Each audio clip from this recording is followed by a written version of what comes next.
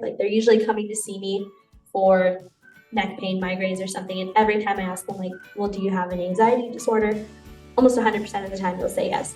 What's happening essentially is the vagus nerve is sitting directly in front of C1 and C2.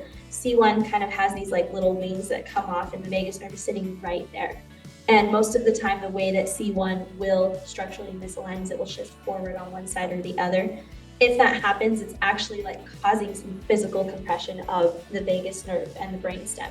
So if that is happening, then the body is no longer able to properly regulate itself between fight or flight and that rest and digest state. And that coupled with our society and the way that most people live their lives, people are stuck in a really bad chronic fight or flight almost all the time.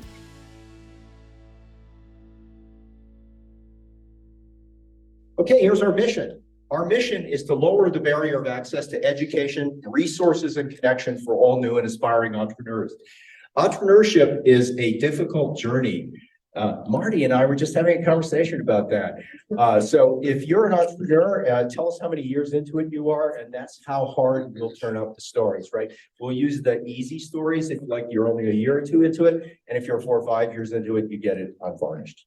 All right, you have to sign an NDA, but otherwise we'll be glad to talk to you. Stop lying to people, Paul. Sorry. Lying to people about how difficult it is, or lying to people about how easy it is? How we'll disseminate the information. Well, I will, but your lips are sealed. Okay, so don't talk to Miriam, just enjoy the creamer. All right, so we work toward this mission of facilitating entrepreneurship by creating a consistent program across all instances of 1 Million Cups. And the Kauffman Foundation trains us in how to train the presenters. So wherever you go, when you go to 1 Million Cups, you'll find the format similar, the presentation similar, and remarkably, the questions similar.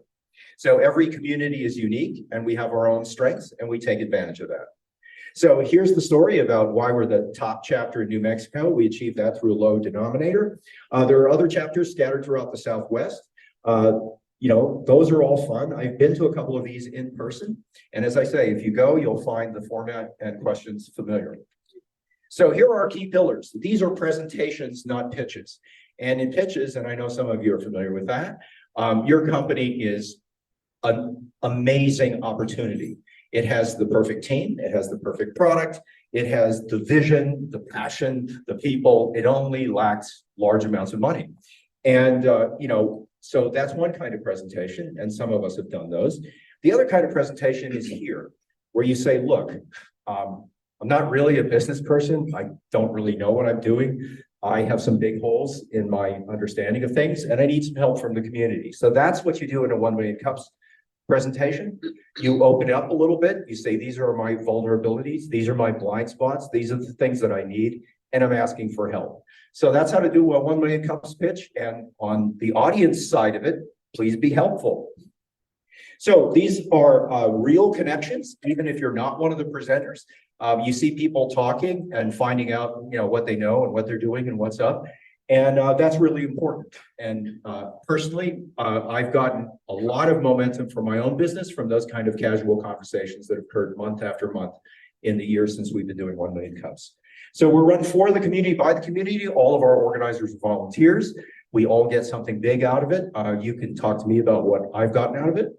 And we're radically and intentionally inclusive. We like all kinds of people. If you're an entrepreneur, that's pretty rare. It's about 3 to 5% of the population has the personality necessary to be an entrepreneur. And so if you identify as an entrepreneur, you're rare, and we're glad to meet you, and we're going to be helpful to you. And that doesn't matter whether it's a mom and pop brick and mortar operation, a whiteboard company that's got a little bit of funding, somebody that's well on the way, or people that have really made it and come in here to show us how it's done. All of those folks are welcome here. Please be polite. Please be helpful. And that's what we're saying here. This is an educational environment. Be friendly, be polite, share what you know, try to figure out what you don't know, and let's lift up entrepreneurship together. Okay, it's easy to present now that you've heard all that.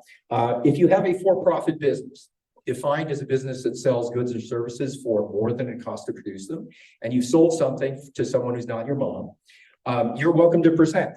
And we prefer that you've been in business for 5 years or less, but organizers are allowed to violate that rule, and I've presented after 5 years. Because, COVID took off 2 years, so you can subtract 2 years from whatever you're doing. So we'll assign you a coach, and we'll try to make you look your best in front of the 1 Million Cups audience.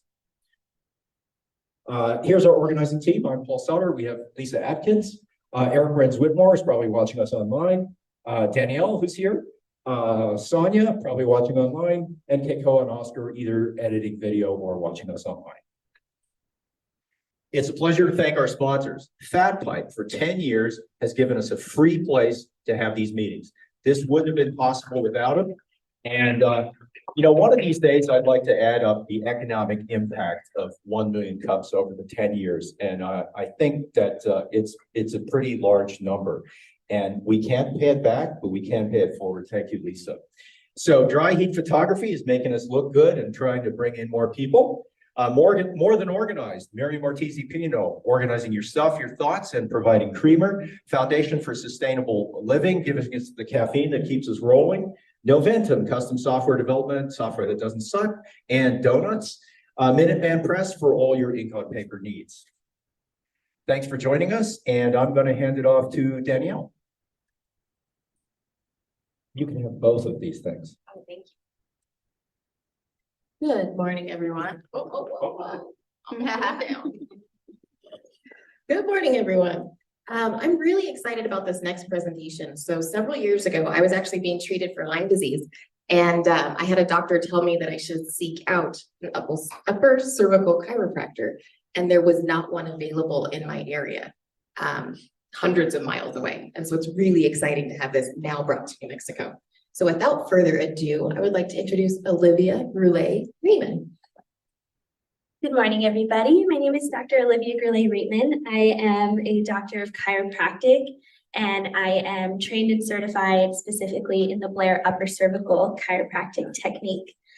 My husband and I opened Enchantment Upper Cervical Chiropractic last year, and like Danielle said, I'll get into a little bit more detail of why we decided to open here in New Mexico, but the main driving force was that this is not something that was available to the entire state before we moved in, and it's very important that the citizens of New Mexico have access to this type of care. And I'll tell you why. So today I want to talk about who we are as individuals and as our business, how we got here, how we got into chiropractic in general, and how we opened our business here in Albuquerque. How we can help using the upper cervical chiropractic technique that we use, the type of people that are going to benefit most from this type of care, and where we're going, our goals for the future, challenges that we're facing, that kind of thing.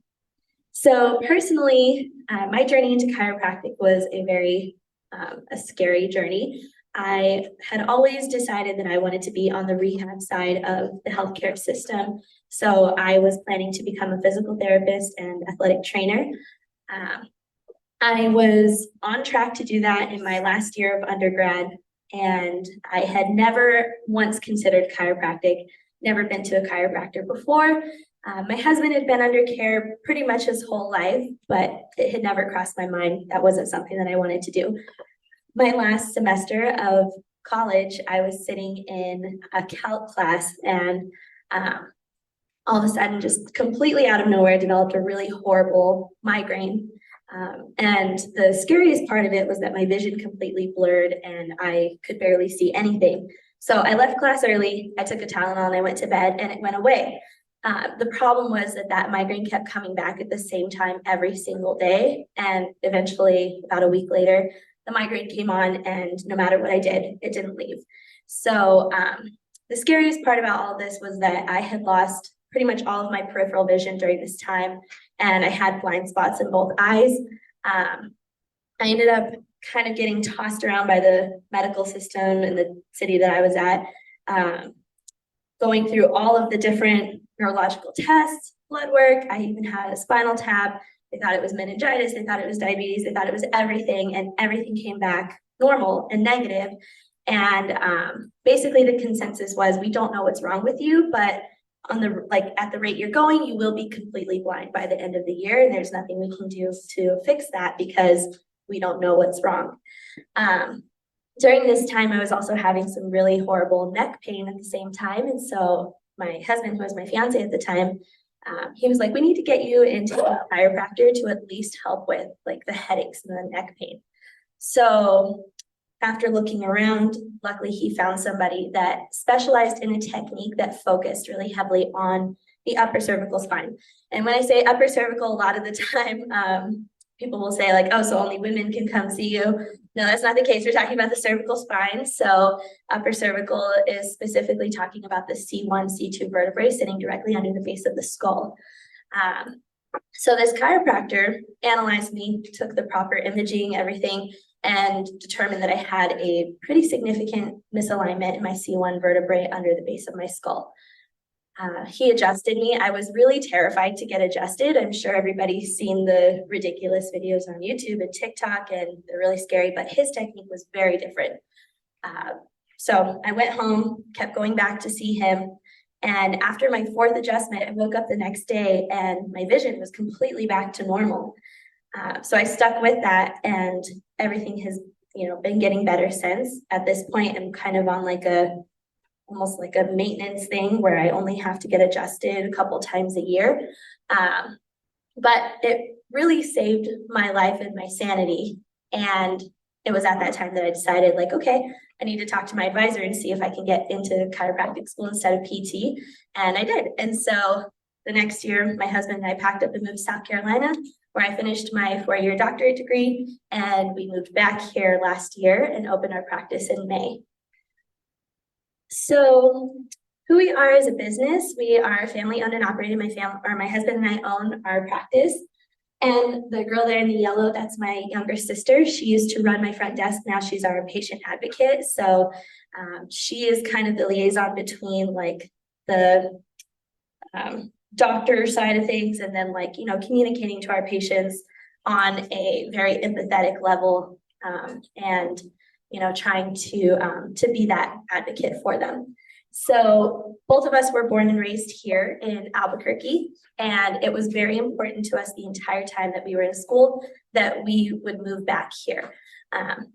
Of course, both of our families are here, but the main reason, again, was that this type of care was not available to the citizens of the whole state. And I had a lot of mentors and colleagues in surrounding states that told me that they had several patients driving to see them 5 or 6 hours from Albuquerque. So we knew that this type of care was very drastically needed here. So what sets us apart as an upper cervical office, as well as just our office individually, for the main part is the technique that we use. So like I said, those videos of people getting their necks like basically turned around and cracked and people screaming on the table, that's really scary, and that's not what we do. So I practice the Blair upper cervical technique. Again, it's focusing on C1, C2, but the adjustment is done in a very neutral sideline position. The adjustment is very gentle and precise, and I'll talk a little bit more about the technology that I use to make sure that that adjustment is as specific as possible. Our target markets and ideal patients is also going to be a little different because the type of care that I provide is catered towards those who are dealing with neurological disorders and symptoms. And I'll show you guys kind of what they've kind of fall into some main categories. And then the environment of our office. So when I was going through my scary health journey, I was being told constantly that nothing's wrong with you. We don't know what's wrong with you. These tests are coming back negative. And at times I was a victim of a lot of medical gaslighting of this is all in your head, you're stressed out, you're anxious. My favorite one, I was told that I needed to lose weight, all of those things. And since I became a doctor, I knew that people that were coming to see me for similar symptoms were going to have the same past experiences. And so it was very important that our office provided an environment that didn't feel like that scary doctor's office. So specifically with upper cervical chiropractic and chiropractic in general, but mostly when we're dealing with the upper cervical spine, we're dealing with, a structural physical misalignment of one bone on the other. When that happens, most people will have some form of a misalignment in their spine. That's not necessarily the issue. The issue comes when our nervous system is no longer able to adapt to that misalignment. So specifically at C1, we're dealing with a lot of anatomical structures that specifically revolve around the autonomic nervous system. So the brainstem, the vagus nerves, those are going to be the main neurological structures that we're concerned with. So if you have a misalignment, most of the time we can adapt to that. Sometimes our body can even perform like a self-correction, and then you don't experience symptoms. The issue is when your nervous system is no longer able to adapt properly. That can lead to degeneration in the nervous system, in the spine, and then later on down the road is when symptoms will appear. So that's what we're concerned with, is not only detecting the structural misalignment, but also performing neurological tests to see how is that misalignment affecting your nervous system. Are you adapting properly? In most cases, people are not, and so that leads to symptoms. So these are some of the technologies that we're using in the Blair upper cervical world. A big issue is, there's a lot of stigma around chiropractic, that it's not evidence-based, and there is a lot of past behavior that leads to that belief, being pretty common. So the upper cervical world is really trying to combat that, and we're doing that through research and evidence-based practices. So the infrared thermography scans, that's what we use on a daily basis with our patients to determine whether or not there is that maladaptation in the nervous system. Specifically, we're looking at temperature differences and temperature dysregulation. That's going to all be monitored by the brainstem and the vagus nerves. So if there is temperature dysregulation within the body, specifically in the neck, that is a good indication to us that there is a misalignment that is causing some kind of nervous system interference. And then we are using cone beam computed tomography imaging, and this is the type of imaging that you'll get at the dentist office, where the machine spins around your head a couple times. This is starting to be adapted and used by upper cervical chiropractors to determine the actual structural misalignment. We can get really specific with this type of imaging, and so we can see everybody's individual anatomy that might, cause us to have to tweak their adjustment a little bit. We can slice down into the 1/4 millimeter and see and measure those misalignments, that we know exactly how much force to use. We measure joint angles using these. That way we can know exactly how to perform the adjustment. So everybody's adjustment is very specific and tailored to them, rather than just the same crack that everybody gets. Lay on the table, crack your neck a couple ways. That's not very specific at all. And sometimes that can lead to more harm than good. So we want to get as specific as possible. Oops. So this is the environment of our office. Like I said, I really didn't want my office to feel like that clinical, sterile environment. I like to think that the only thing that we're really serious about is your level of care and how we provide care. Other than that, our office is very casual and very home-like, because our patients have been kind of tossed around from doctor to doctor. It's very stressful to go into a doctor's office. You guys have probably heard of white coat syndrome, where your blood pressure will spike if you're in a doctor's office. I see that a lot. So it's really important that our office feels very comfortable for our patients.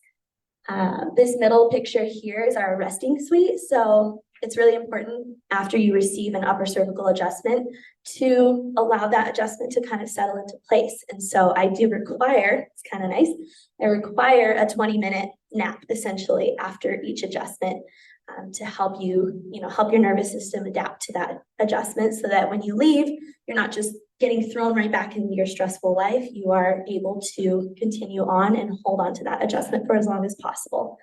And then this here is a picture of what that adjustment kind of looks like. So the table is very different. You're laying on your side, and it's depending on which side your misalignment is. And then it's a very quick thrust, and that table will actually drop about 1/4 inch to help absorb that impact of the adjustment. So I always chart and kind of categorize each new patient into different categories of why they're coming to see me, so that I can keep track of what people are really seeking upper cervical care for. So for the majority, most of our patients are coming in to see us for some form of pain. Most of the time it's neck pain, but there are instances of like shoulder pain, low back pain, head pain that isn't necessarily like a migraine or a headache. So the majority of our patients are seeing us for that. We do have quite a few wellness and maintenance patients that understand that it's important to keep your nervous system functioning as properly as possible. And so most of the time they don't really have symptoms. They just want to make sure that that spine is in alignment before symptoms develop. This yellow here is kind of a small population, but that is primarily like facial issues. So most of the time it's like TMJ issues and trigeminal neuralgia. And then dysautonomia is a big one. So that's a lot of autonomic nervous system disorders such as POTS, mast cell activation syndrome, things like fibromyalgia, a lot of autoimmune diseases. Those respond really, really well to upper cervical care.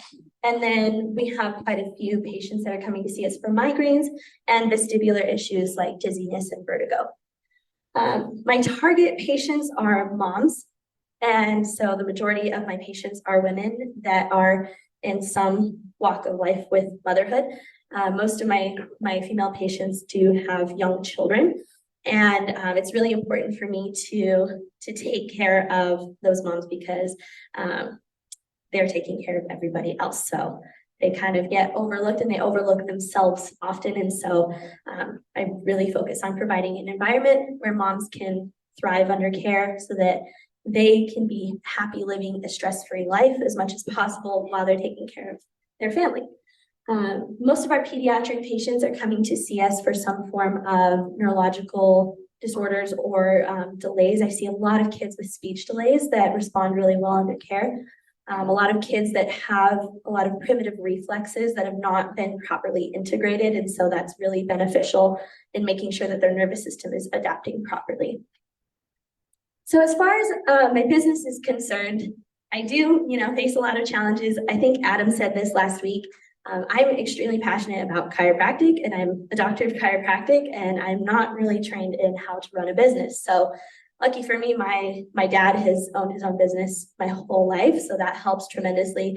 And we receive very minimal business training in chiropractic school, which I wouldn't even really call it that.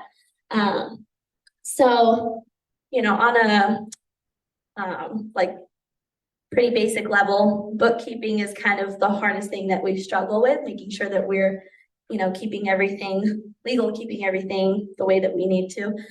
So that is definitely an area that we are seeing challenges in, and kind of learning as we go and teaching ourselves as we go.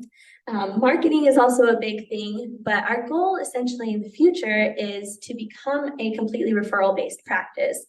And that is, internal referrals, patients referring friends and family. That's really important to us. But a big thing is creating a network of providers and practitioners that are very congruent with what we're doing. Because in my experience in the past year and a half of being, a practicing doctor, patients that are coming to me from referrals of like their trusted providers are going to be patients that really, really stick with care and see amazing results because they're already coming in with a pretty high level of trust in me because they're being referred by somebody that they already trust. The challenge with that is that as an alternative therapy like chiropractic is, it's very easy to be able to build a network with other alternative type providers. So I have a really great network of massage therapists, acupuncturists, even physical therapists, even like energy workers, like Reiki, all that. And it's very difficult to get in with more of like the allopathic side of things. So neurologists, medical doctors, that is a lot harder to kind of establish that trust and authority within the medical world. Like I said, chiropractic has a pretty big stigma surrounding it, and it's pretty warranted based on like past behaviors of the profession. And so that is something that as upper cervical chiropractors, we're trying to mediate, but also on like an individual level. So that is my goal, and a challenge that I have being here in the state is that it's difficult to get in with more medical providers. So that's something that I would ask of like this community is if if you have connections with medical providers, specifically people that deal with a lot of neurological or autoimmune disorders, that I would love connections with those people. So the best way to contact me would be my email.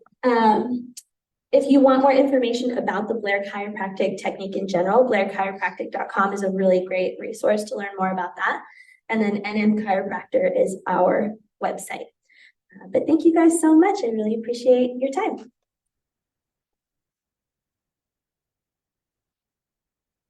All right, we'll take questions. If you're in person, come over here, form a line, and then we'll also take questions on Zoom. Just put it in chat or raise your hand and I'll call on you.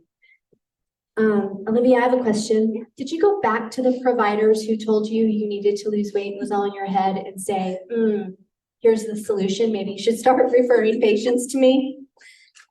I didn't. I see a lot of them now on TV. So I don't want to call them out, but that is a good idea, because now that I'm back, and a lot of the providers, so I was in Dallas at this time, but I was, a college student, so my insurance was here with my parents, so I was having to fly back a lot for all of these tests.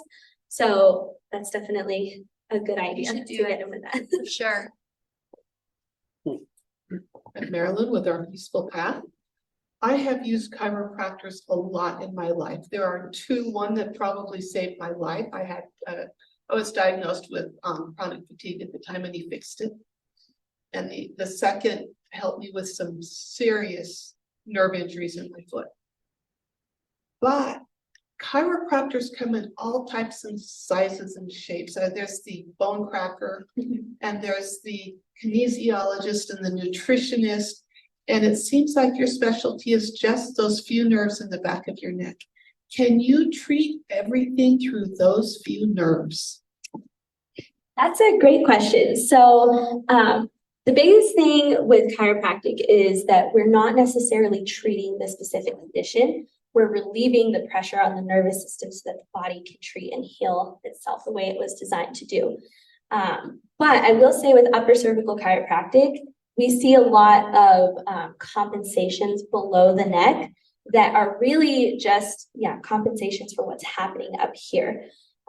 So I have a lot of patients coming to see me for like hip pain, knee pain, and I always tell my patients, give me 4 visits at the very least of only touching your neck, and let's see what happens. And then after that point, if we determine that those are not compensations structurally, then I do full spine and extremity adjusting as well.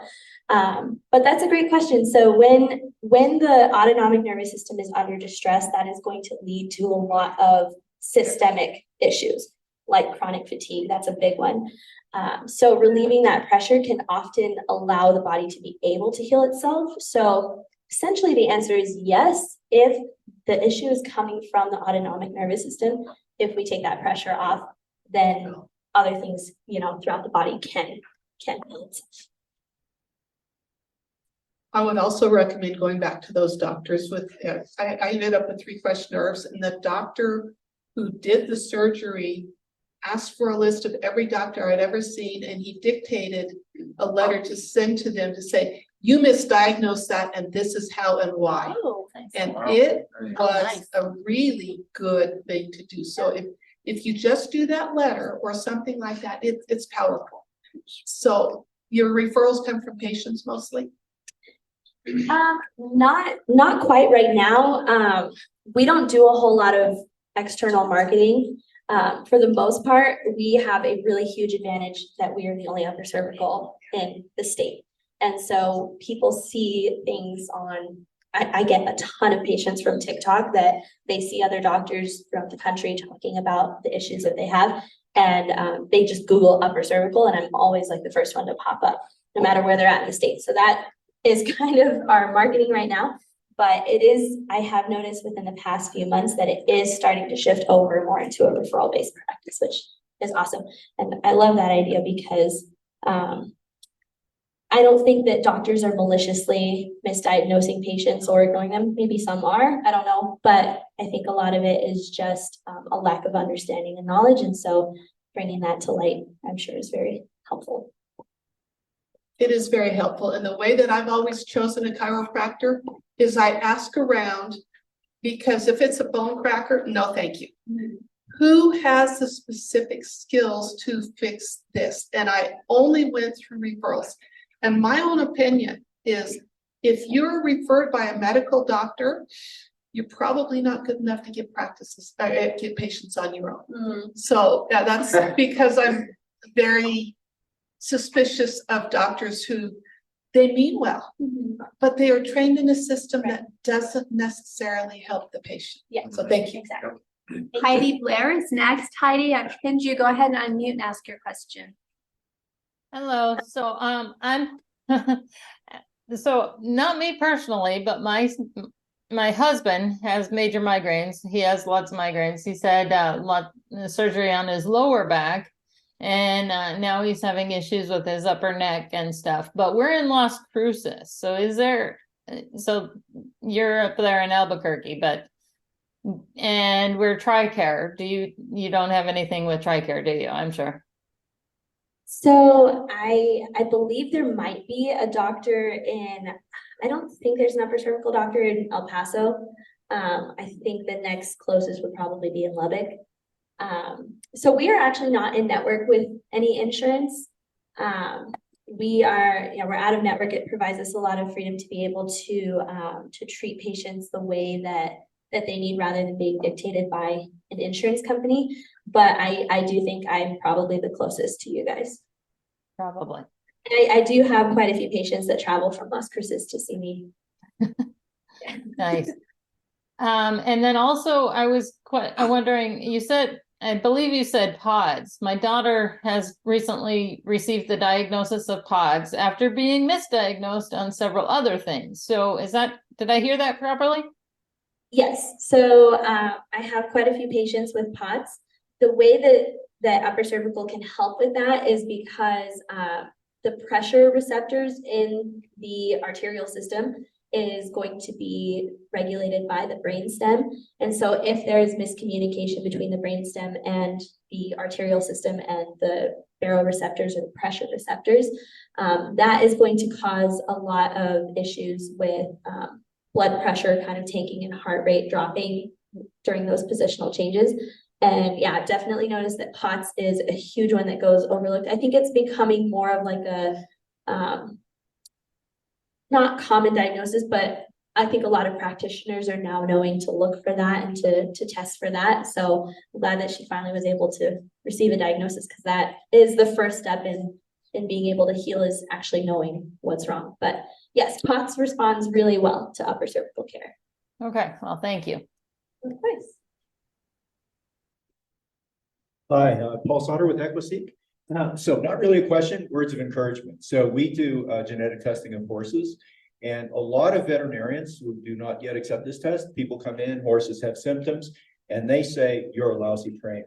So that's the same thing that a lot of patients, including you, got, it's your fault, you're not taking care of yourself, or you're a girl who understands women anyway, you get that stuff, right? But the encouragement is that the way scientific consensus works, everybody kind of thinks the same thing. And then like a flock of sparrows, they all change.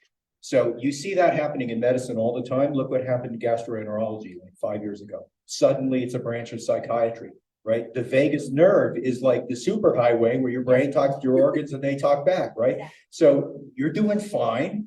Do the things you say you're doing, but at some point in the future, there's a possibility of a radical change in the way the medical community looks at your field and says, oh, there was something to this after all. We were wrong. That's a little bit much for them, but like, this is what we're going to do now. Right. So keep at it and wait for the consensus to change. That's my advice. Thank you. Thank you. Morning, Comunicaciones, Cocopelli, Clifton Chadwick. Has anybody here ever heard of the book, The E-Myth? Any of the entrepreneurs heard of the book, The E-Myth? So it's a pretty simple, easy read that talks about how you're going to have to do HR and everything. They've, of course, because they're entrepreneurs, turned it into a thing that you can now do. You can be the E-Myth counselor. So I encourage you to go find a really old used book and not do. The other thing is I have here a contact for a woman who started her medical billing practice for my mom and now has something like 40 clients. And if you'd like, I'll share that information with you. That'd be great. Thank you. And I want her to come do a presentation. So when you talk to There you go. Your mom? her, kinda, but no, the woman that started out doing. Oh, yes, we need her. Hello, Miriam Ortiz-Pino with Northern Organized. I'm gonna hit on the other part, the marketing thing. Have you systematized your referral process, your seeking referral process? No, and I heard you talking about how you organize more and stuff, so I actually. Yes, systems. It's all about systems. Yes. But that would be great. And then my other suggestion was your storytelling is so good and such a key to it that I think some videos on your website and or maybe a story video, maybe Oscar and Kakoa could help with, that would be just a great overview of what it can do. Does the selling and referring for you? Sweet. Yeah, I love that idea. Thank you. Cool.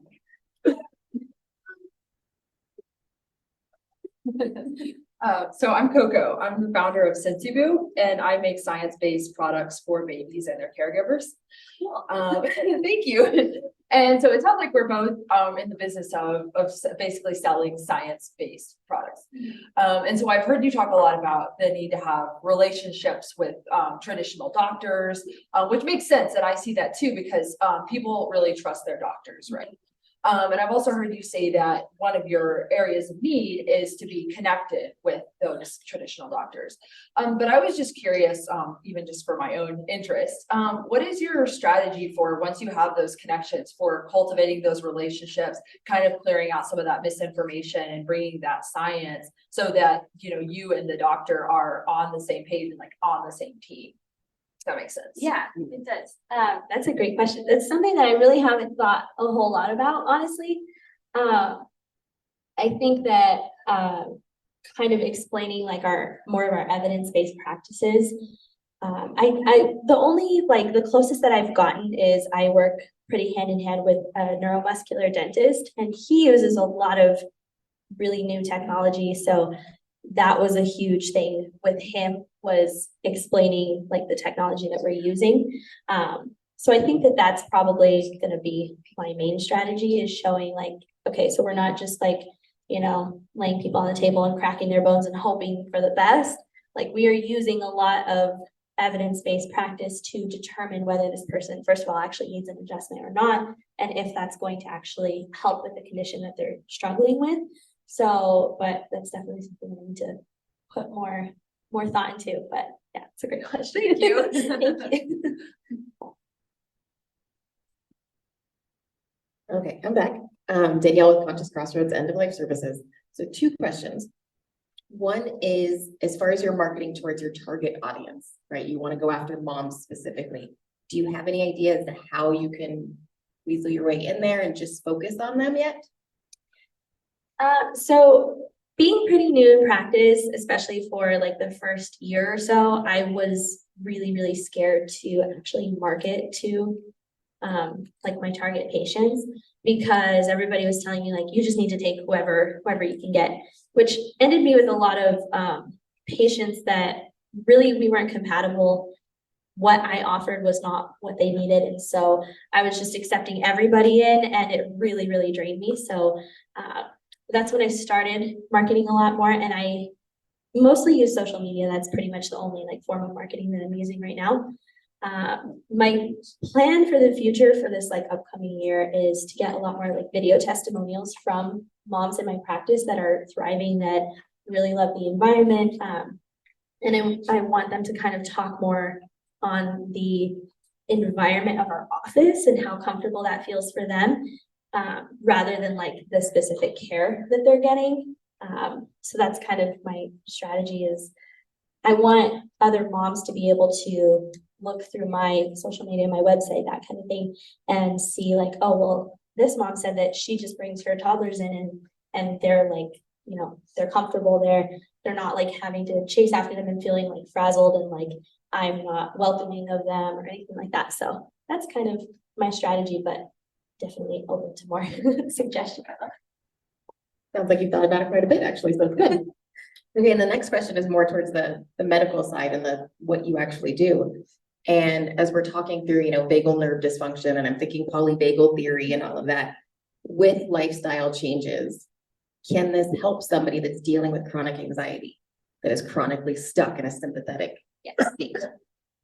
100%. So, anxiety is actually like another huge reason why people come see me. I probably should add that category in. It tends to be kind of like a subcategory or like symptom or disorder that people are struggling with. Like they're usually coming to see me for neck pain, migraines or something. And every time I ask them like, well, do you have an anxiety disorder?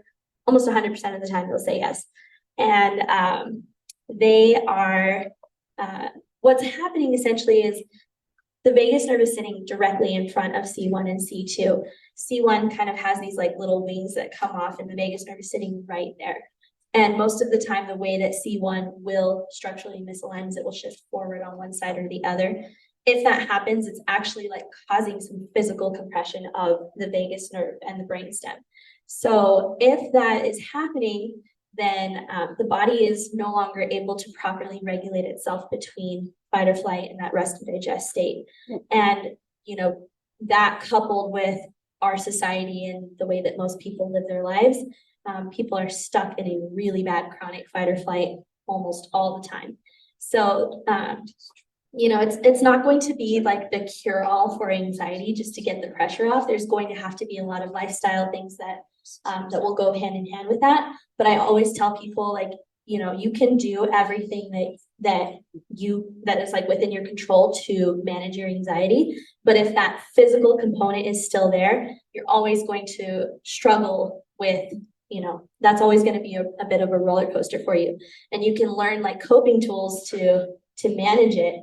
But it's kind of like a losing battle if we're not getting that physical pressure off of the main nerve that controls your rest and digest system. So you're going to be stuck physically in a fight or flight state, no matter what you're doing to kind of manage that outside of the office, basically. So Makes sense. thank you. Hey, Katie Partridge. I'm a life sciences and healthcare consultant. Really great presentation. I had a question. Have you asked your patients where they get their information? I'm just curious if that would help refine your marketing strategy. I have not. Yeah. Yeah, because I was thinking first about like patient support groups. And I know a lot of those are on the national level because it's so easy to connect online, but I'm curious if there's like New Mexico specific patient support groups. Are you meaning like how they find me, like how they're getting Or that how they information, talk or- with others, Okay. how they find patients with a similar disease and kind of talk through like what strategies have worked for you. And, potentially you could present out one of those if there is a New Mexico based one.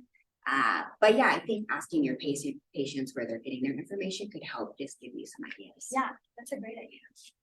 I will say I have had that instance where patients tell me that they found me through kind of like a Facebook support group. It's not locally based, but 100% of the time it's for Meniere's disease, which is like an inner ear issue causing a lot of vestibular issues and vertigo. That community seems to have a really, really strong support group. And most of the time it's because Meniere's is something that is not treatable.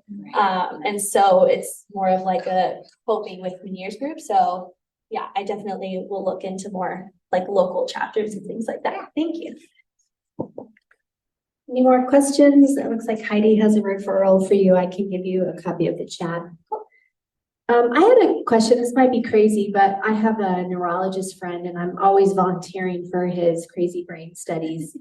So I wonder if you could do some sort of study and invite women or men who have suffered from migraines and other conditions that you might be wanting to treat to say, why don't you join, the study and let us work on you. It might be hard for your practice to do some free care, and then you'd be able to produce the results and probably get some great testimonials if you were actually able to help someone. And then those people could also go back to their other practitioners and say, well, you could fix me, but Olivia, Dr.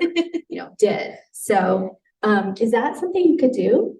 It definitely sounds like something that I'm interested in. I know, especially within the Blair technique, there are a lot of doctors that are conducting their own research. And as a society, we have started to pour a lot of resources and funding into more like clinical trials, because those are really the only studies that get medically recognized, like case studies and things like that kind of get like thrown aside because there's a lot of not error, but a lot of like variables with that. But it is powerful for the patient side of things, that like from a medical standpoint or from like the medical community standpoint, that case studies are not like really recognized as like a valid like a way to like, you know, positively say like, yeah, this affected things. But anecdotally, patients are really, really into that because they see something similar to what they're going through. So yeah, that's definitely something that I want to do in the near future. You could actually get some long-term patients in the door that way, right? You do a couple treatments on them, they start to feel better, and then like, oh, okay, I get it now. Now I will pay for Yeah. maintenance and Yeah. care. I had one more question that's slipping my mind. Oh, do you do anything? I know a lot of chiropractors do stuff with muscle testing and methylation. Do you know anything about that? I'm not familiar with methylation, but I am familiar with muscle testing. So actually we do a form of muscle testing in our office at every visit. It's a specific leg check that we do. And we use that to kind of determine which segment, if people have like multiple misalignments throughout their neck, most of the time it's only going to be one or two that really need to be adjusted on a given day. And so we muscle test for that. Yeah. I have a potential contact for you. A woman, she's a Dr. J. Gunn, is a doctor out of Florida, and she created My Happy Genes. She used to be a chiropractor, really intensive muscle testing and methylation, and now she can test your DNA and help people live healthier through diet and lifestyle and supplements based on the DNA and what she knows about chiropractic and muscle testing. So she's fascinating, and I'll hook you guys up. Looks like we have one more question, so before I hand it over. My name is Nancy Boss, and I am a fear and confidence researcher. And I wasn't sure I had anything to add until I heard Lisa's questions. And I realized that having never been to a chiropractor, and you mentioning the 1/4 inch drop in the table, that my biggest hesitation is fear. And I would imagine that you run into that as a barrier to patients coming into your door. And then I realized that a lot of the marketing that you've talked about, having the friendly space, appealing to moms, is really skirting the issue of overcoming fears. And then the recommendations that you should have testimonial videos, you should have people saying in the study, oh, after a couple visits, you shouldn't be afraid because this helped me. And so I'm wondering if addressing fear in your marketing directly or being conscious of addressing it indirectly is a part of your strategy, or if you think it would be useful. Yeah, absolutely. Because most people that have never seen a chiropractor before, even if they are like, yeah, it sounds like it would help, but it's kind of terrifying based on the stigma around it and everything. When I was a student, I was very, very hesitant because I was in my chiropractic bubble and I didn't ever want to badmouth the profession, anything like that. But being in the real world now and in practice, it is absolutely a valid fear that people have. And so I've gotten much more comfortable with addressing it and telling people, like, I understand that you're probably terrified to get your neck adjusted or to get your neck cracked. And that is definitely something that I address with people, especially when they come in and I can see the anxiety on their face and they're closed off and they're looking at the table and they don't like know what to expect. Addressing that first off of like, hey, we do things very differently here. And so that element of fear is very valid, and I'm here to talk you through it basically. I just wanted to add that your persona is perfect for that. You are so reassuring that I'm glad that you're tackling that. Thank you. Appreciate it.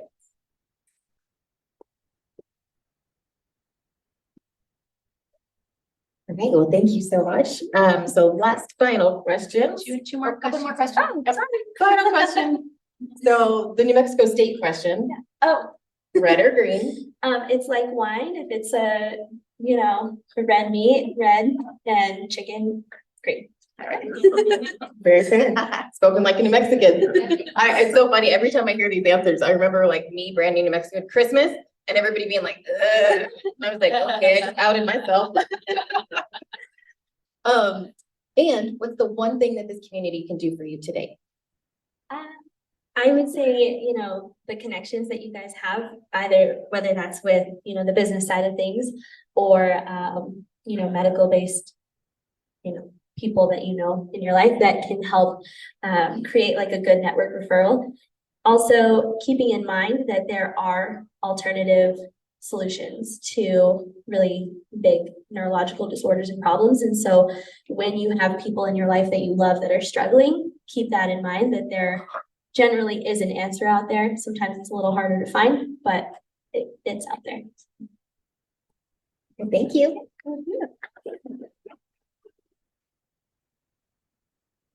Don't really have all that many events. It is December after all. But I do have a few to share. As always, if you would like a copy of this list of events, please email me at lisa@fatpipeabq.com. So Barbara Dawson kicks off her 4-month series called Authentic Communication Through the Sales Cycle. And that's December 13th, right here at Fat Pipe ABQ. It's a brown bag, so bring your own lunch. Marty McNabb, who gave a presentation here at 1 Million Cups. She's with Show and Tail just a few months ago. We're going to kick off an exhibition for her here, and applications are open to bring your item that you would like to share with the community. We're going to put them on the shelves and showcase them for a month or two for people to come by and look at. Then we're going to have an event around it where you get to tell about your show and tell item.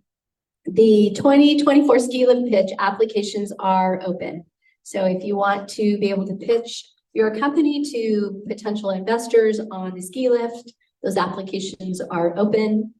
We have finalized Miriam's workshop, and I'll get that on the sheet soon, but we've moved that to January. What's the title? Do you remember? We changed it twice, but it's 5 essential business systems. 5 essential businesses. Great. I think we have a couple of open spots in the beginning of January, but the end of January is filling up nicely with presentations. So if you are thinking about applying, please do. We'd love to pull you in to present in January. And just a reminder that we are going to take Wednesday, December 27th off, because all of you will be at home, I hope, enjoying Christmas and Hanukkah, or all the holidays with your families. So, Paul, you want to? You have some newbies, right? Oh, yeah, let's do some newbies. If you've never been here before, or you've never introduced yourself before, have you? You have, okay. Come on, Stephanie. Oh, hi. You guys, Come on. no, come on here, guys, talk to the microphone, because people at home can see you. All right. Hi, I'm Stephanie Tarrant. I just started with the New Mexico Tech Council as their operations and events manager. This is my first 1 Million Cups. I was calling it 1,000. I demoted it earlier today. So started. So I'm really excited to be here. This is my 3rd day with the Tech Council. So please come say hi to me. Thanks, Stephanie. Anybody online new? They would like to unmute themselves and introduce. Diane, have you been here before? And Heidi, I don't know if you've been here before, but we'd love to hear from you. Diane, there you go. I'm just Olivia's mom supporting her. Aww. Yay. We love it. Thank you so much for coming. Anybody else? I'll read. All right, awesome. Hey, I've only been here one time, so it's worth a reintroduction. My name is Katie Partrick. Like I said, I'm a life sciences healthcare consultant. My background's in neuroscience, so I'm a neuroscientist by training, do consulting now, and a lot of what I focus on is tackling challenges, building coalitions around issues in biopharma and the healthcare system, and then also I kind of have a niche in science communication. So I spend a lot of time kind of honing my science communication skills and how to relay information you want to share with lots of different audiences. So that's me. It's nice to meet you all. Thank you. Heidi. Well, since you called me out, but I have actually kind of introduced myself before. My business is called Transforming Life with Heidi. I'm professional development. I'm Maxwell Leadership Certified Coach, Teacher, and Speaker.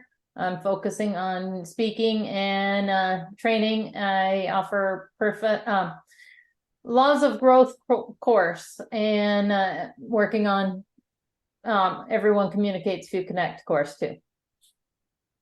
Thanks, Heidi. All right, Paul. All right, once again, it's my pleasure to close this out. Just thinking about one of the things that came up today is fear. So you tell us that people, don't come to chiropractic because they're afraid, or people tell us that they haven't gone because they're afraid. And a lot of people don't do what they really ought to do with their business because they're afraid. And I have some words of inspiration for you. Not mine, but there are a fair number of geeks in the audience who'll recognize the source. I must not fear. Fear is the mind killer. Fear is the little death that brings total obliteration. I will face my fear. I will permit it to pass over me and through me. And when it is gone past, I will turn the inner eye to see its path. Where the fear has gone, there will be nothing. Only I will remain. Okay, who recognizes that? Yeah, geek. All right, what is it? Frank Herbert Dune. That's right, folks. Get your inspiration where you need it. And I've heard better, more high power sources of this, including advice given to medical students on graduation, which is that in the medical profession, you're going to see some terrible things. You're going to see some horrible sufferings. There's going to be times when you come home from work in tears and there's no one to talk to. And the advice that they give medical students is do not turn away from the pain. Turn into it and walk through it, which is the same thing that Frank Herbert says. So if there's something standing between you and success, whether it's a health thing that you're afraid of, or whether there's something in business that you have to learn that you're afraid of, the only way to deal with it is to walk right through it, not to try to hide from it. See you next week. Oh, wait, we're not done. A couple more people wanted to share an event. And actually, Kyle, I'm gonna have you come up and explain to everybody after these ladies why there's a camera here and what you're doing every week. Because we always get you on at the very last minute. Nobody's listening by then. So come on up. Thank you, Lisa.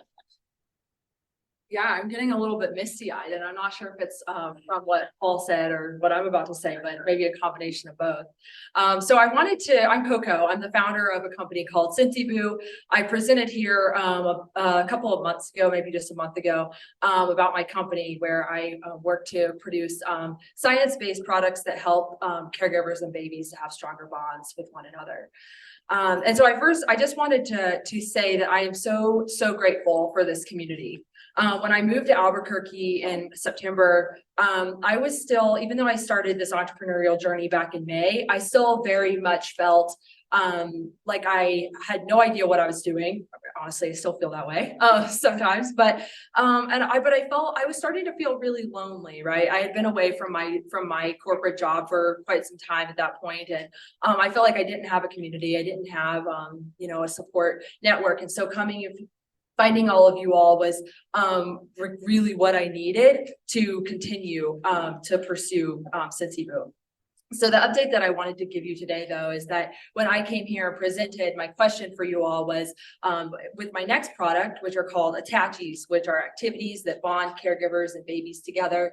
I wondered if you thought that I should make those a physical product or if I should make it a digital product, given the tech-first nature of my company. You all said that I should produce a physical product, and so that's what I did. I manufactured Attachies. So this is a set of 40 cards, and I'll leave them up here so you all can look at them. But this is a set of 40 cards that is for the first year of a baby's life.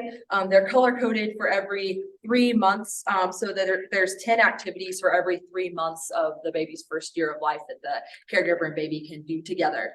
And so I'm so happy to have to see this come to life. So they're going to be available on Amazon starting next week. But thank you all so much.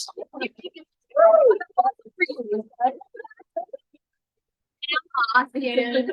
Yes, thank you. Congratulations, Coco. That's so exciting.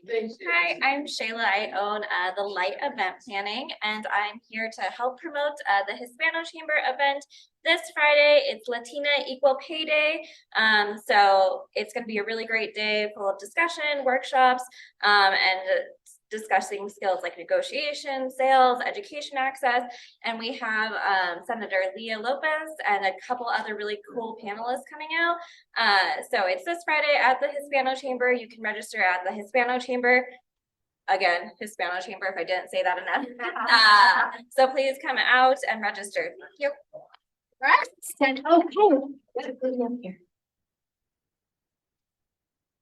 Hello, my name is Kyle Vandeveld. I am the production and finance manager for Catharsis Media. We run Comcast Channel 96, the New Mexico education channel, with the intent of growing and building the Albuquerque film scene through internship programs, workshops, studio space, and grants for local film productions.